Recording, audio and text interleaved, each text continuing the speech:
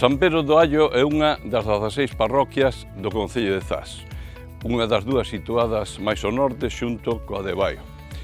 Ata mediados do século XVI non consta como parroquia, pero si existía o topónimo do Allo a mediados do XV, porque se fala nos documentos do Castelo Bicudo do Allo, que é o monte que queda por detrás das torres. A parroquia sí que aparece citada no século XV, pero a igrexa parroquial non se construe ata a partir de 1561, está rematada máis ou menos polo 1600. En 1607, o visitador pastoral Jerónimo de Loio di que o Allo só tiña 3 veciños.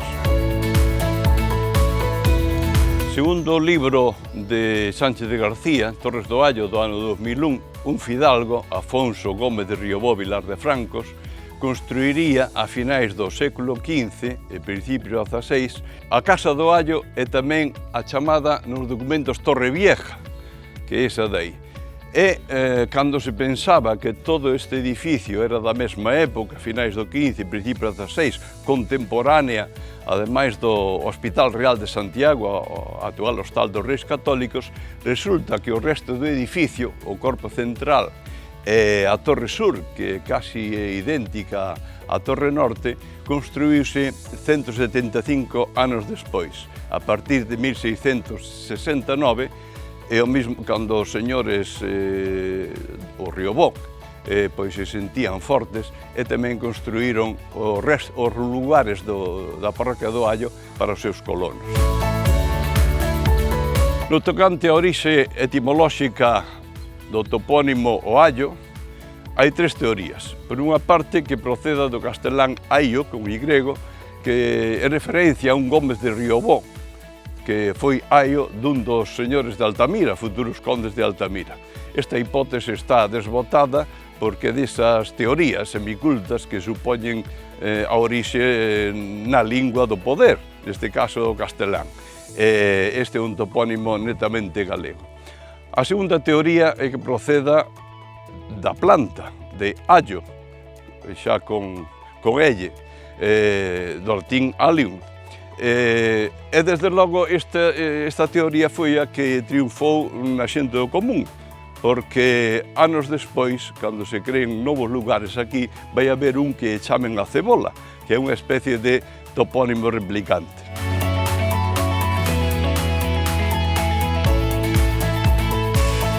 A terceira teoría da orixe do Allo é que proceda do latín, remotamente do latín angulum, que significa ángulo ou meandro dun río.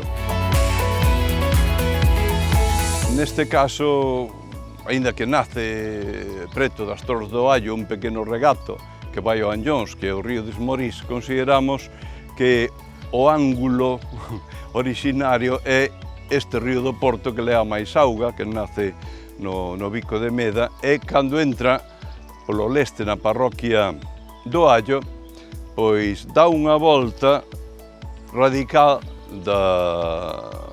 da dirección sur-norte cara a leste-oeste, facendo pois unha volta pronunciada. E cando marcha da parroquia do Allo, volve a torcer na dirección norte-sur, polos muiños do Allo, que tamén o límite final é o pequeno regueiro, o regueiro do Allo, onde se establecen xa desde o século XVII os límites entre as parroquias do Allo e de Baio, entre as terras correspondentes á familia Riobó e os condes de Altamira. Pero hai máis meandros ou máis ángulos neste río, como este aquí entre a Cebola de Abaixo e Cotón do Muiño, que é o lugar que xa pertence á parroquia de Lamas, non?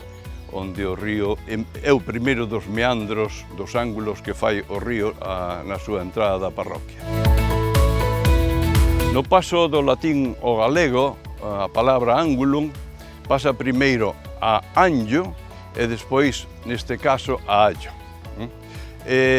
Non é habitual pois que perda ese N, que desnasalice, pero tamén se dan casos, como é aquí, e tamén hai outro allo na desembocadura do río Porto, na parroquia do Ponto do Porto, non? E tamén temos que ter en conta que o río Anllóns, así coñecido hoxe en día, pero ata os nosos días tamén aparecía nos mapas río Allóns e mesmo castelanizado río Allones, que chegou prácticamente aos nosos días. Polo tanto, a perda de SN pois, tamén se dá na toponimia galega, que habitualmente pois, conserva en año ou tamén o transformaba en eñe, como por exemplo o sañón, que son moi habituais na comarca de Bergantiños.